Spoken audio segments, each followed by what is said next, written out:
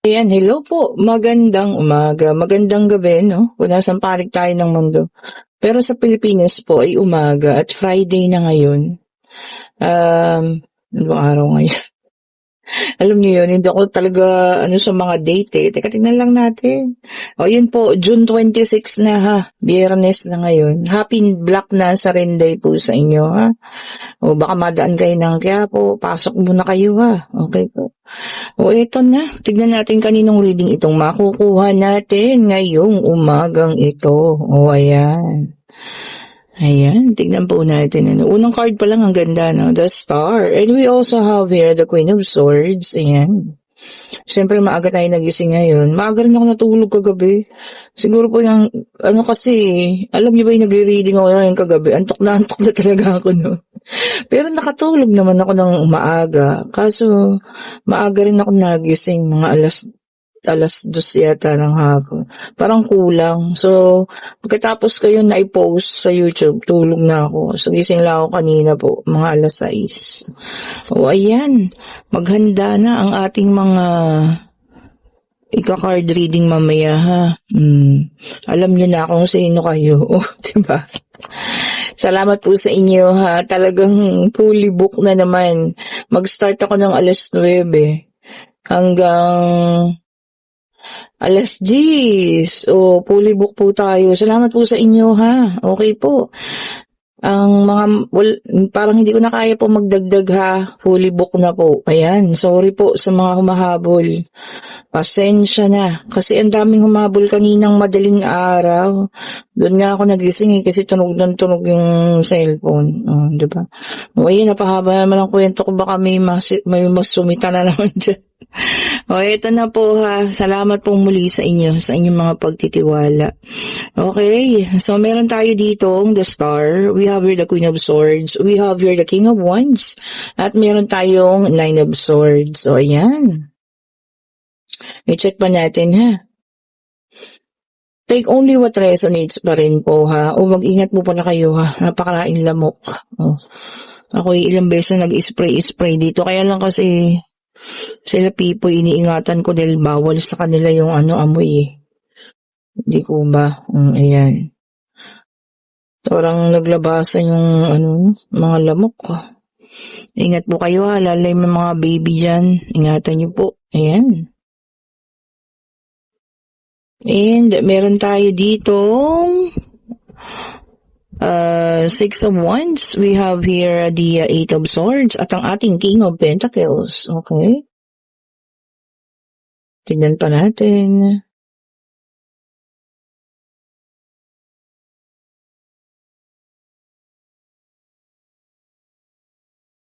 Ayun na.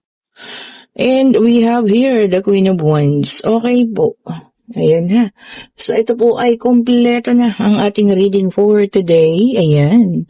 Alam niyo dito nandun ngayon the Star. Ibig sabihin ng the Star, fate, pananampalataya, or yung pagkakataon na sinasabi nila, no. So, ang ibig sabihin po nito, lahat ng mga pangyayari sa buhay ninyo, nakatakda naman yan. Nakatakda tayong masaktan, yes, o diba? Sa mga taong nasaktan dyan, o diba? And nakatakda rin tayo ditong matuto. Ayan, humawak dun sa lapi. Dalawang king to, no? Yung isa masipag yan. Ito namang isa marunong humawak ng kaperahan. O ayan ha, regardless po, tawag dito, kayo lalaki, babae, LGBTQ, no? Kapalaran pala, no? Ibig sabihin, fate, nakatakda, kapalaran, o, diba? Pananampalataya, no? So, lahat po yun, may dahilan kung bakit nangyari sa inyo. Diba? Natuto sa mga pagkakataon na yan, no? Sa mga masasakit na bagay na yan. At ito, no? Nagkaroon ng pagkakataon na talagang parang nakakulong sa mga sitwasyon na sobrang mahirap.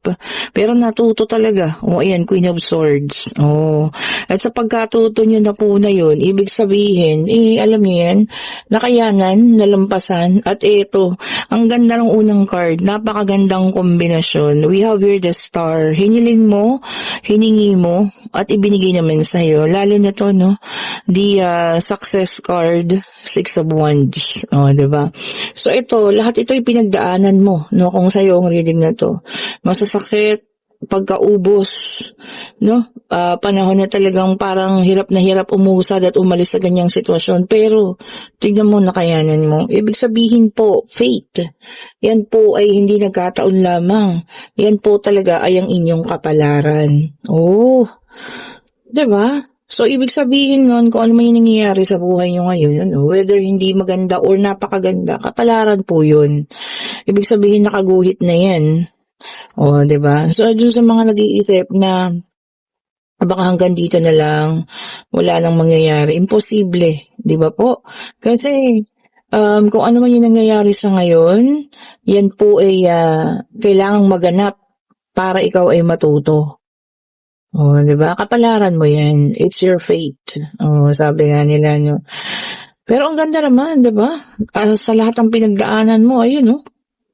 Yun ang unang-una pang dumating, no? Success. And yun nga, no, lahat ng kahilingan, ibibigay naman sa iyo. And ito pa isa, no, we have here the justice. Kakarmahin yung dapat karmahin. Oh, kasi yun yung kapalaran niya. Oh, diba? Ang ganda, no? So, may dalang number 11. Napakaganda pa ng ating unang numero, number 11. So, yan ha. So, kung ano man yung ating pinagdadaanan sa ngayon, dapat at kailangan natin pagdaanan yun para, alam mo yun, mas maging mabuti tayo sa mga susunod na panahon. Kumbaga, siguro yun yung magpapatibay sa atin, ano? Kaya napagdadaanan natin yun. Kaya siguro nandoon tayo sa yugto ng buhay natin ngayon. Kung masakit man yung pinagdadaanan mo, kung maayos na, or kung nasaan ka man ngayon, sabihin yan, iikot at iikot po yan, ha? At marami pa pong nakalaan po na paparating para sa'yo. O, diba? Marami pa. Hindi lang po yan. Ano yun? Tadhana at kapalaran. O, diba? And meron din tayo dito ang the death card, number 13. O, ayan ha. Pagtatapos, no? At pagbitaw. Sabi niya kasi, letting go. O, pagbitaw sa mga masasakit na nakaraan. Pagtatapos ng yugto na hindi maganda. O, diba?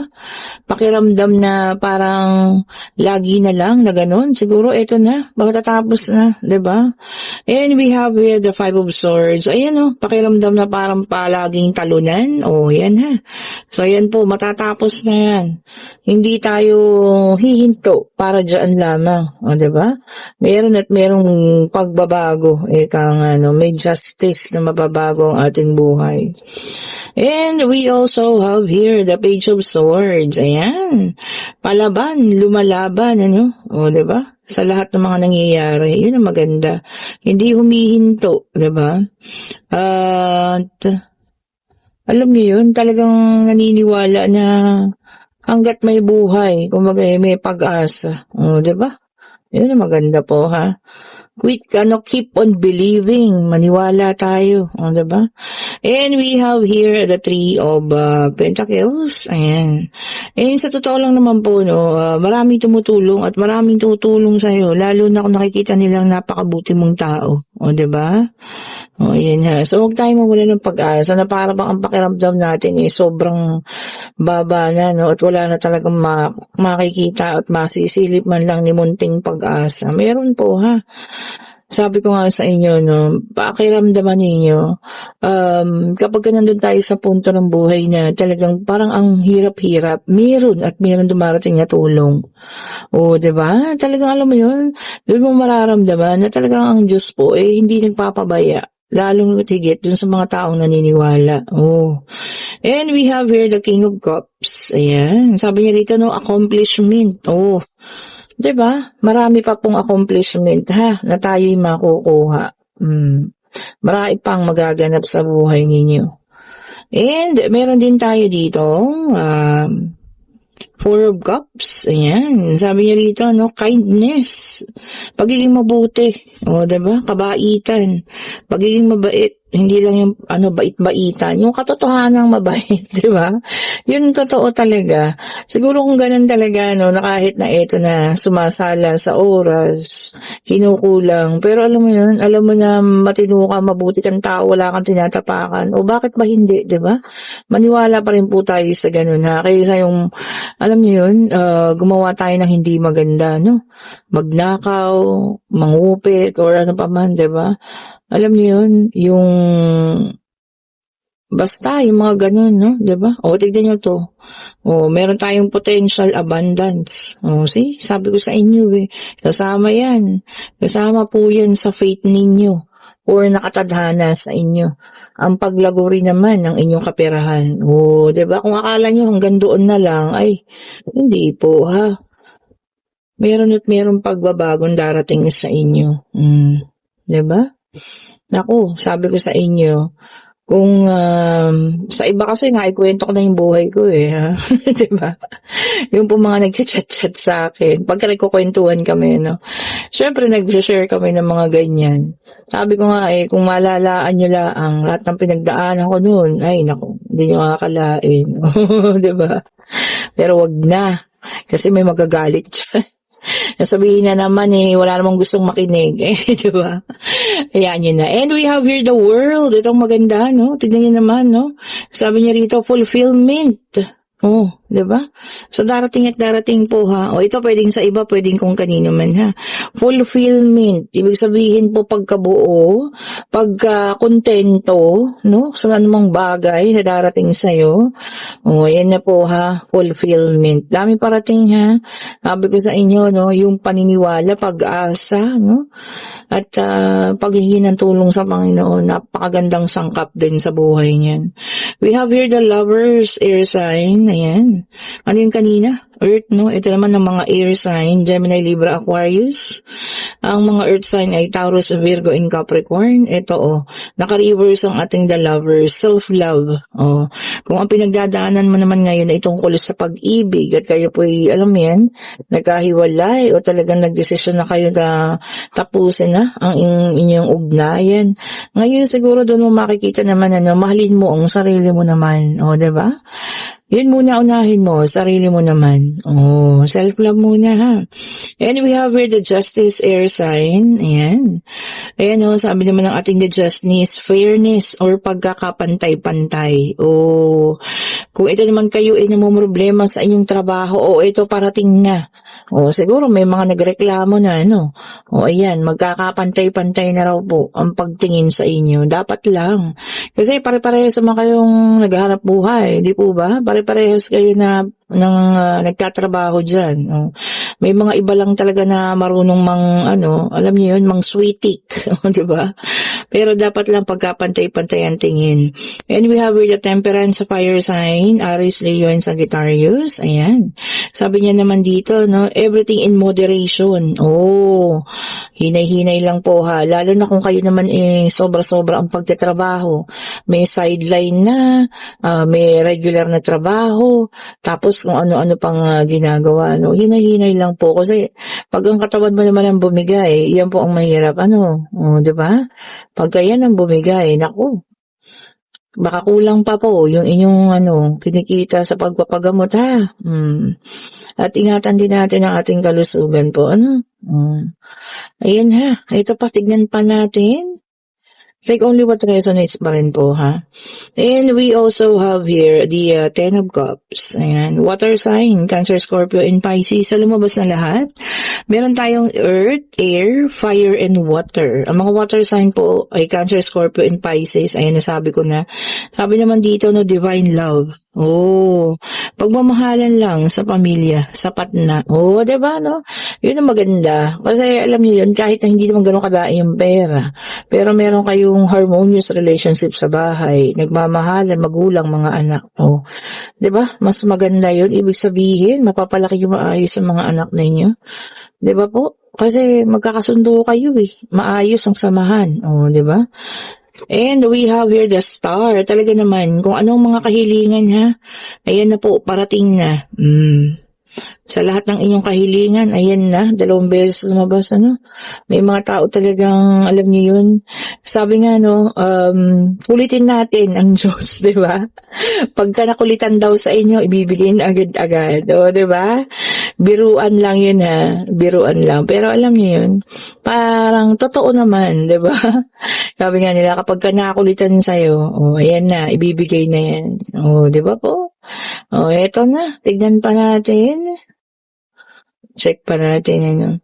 And we have here the Two of Swords, air sign. Naku, itong mahirap po. Madadaan ka raw or mapupunta ka sa isang sitwasyon na ano tawag dito, walang tamang desisyon. Kumbaga walang tamang pagpili, parehas na mali. Naku, mahirap yun. Eh, ditimbangin mo na lang, di ba, no?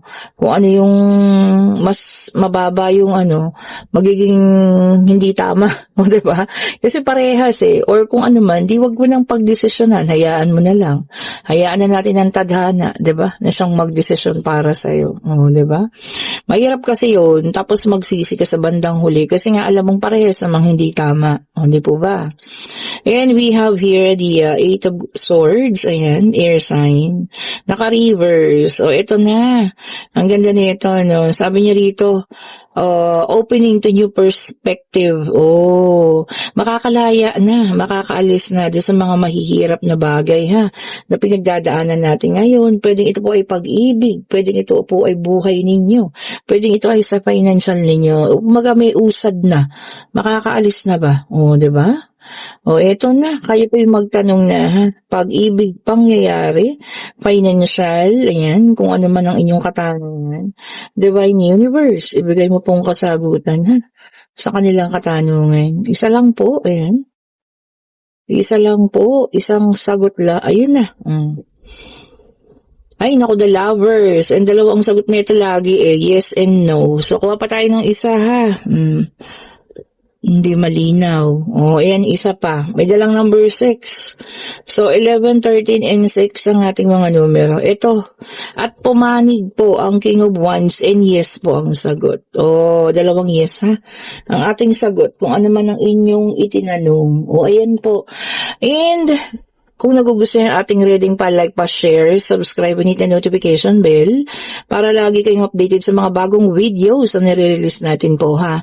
And kung kayo na sa situational reading, no, maganda man or hindi maganda yung nagaganap ngayon sa buhay ninyo, lagi niyo pong tatandaan na yan pong lahat, meron pong dahilan. At yan po ay kapalaran ninyo at yan po ay nakatakda. O, diba? Sa mga hindi magandang pangyayari, ibig sabihin po yan, hindi naman po yan kumbaga nakastagnant na kayo o dyan na lamang. Hindi po, ha. Mababago at mababago po yan. Sabi ko nga, kapalaran, umiikot ang inyong kapalaran. O, diba? Hindi yan basta dyan lamang. Ngayon, kung magandang nangyayari sa buhay mo, huwag ka nang magtaka. Ibig sabihin lang po yan, maganda rin ang naging investment mo nung ikaw, mga nakaraang panahon. At ito po ay inaani mo lamang sa ngayon. At yun nga, kapalaran po, fate. Ito ang iyong kapalaran, nakaguhit na yan. Oh, 'di ba? O, ayan po, ha. At kung nagugustuhan ninyo ang ating mga bracelet, andyan po ang link sa comment section. Ayan. Kayo po yung mag-click ng link at pwede nyo rin akong tanongin kung anong gusto ninyo pong ha. Ano yung bagay sa inyo. O, ayan po. Kung para pag-ibig ba, protection, financial, ayan. Peace of mind, o kung ano pa man, ha. O, sige po. Kayo po yung mag-ingat kung saan man kayo papunta. Happy Friday po ulit. Ayan, tayo maghahanda na sa pag-umpisa ng ating reading for today, ha. Ang ating mga personal reading. Thank you so much po. Have a great morning. Stay safe po sa lahat. Bye-bye po.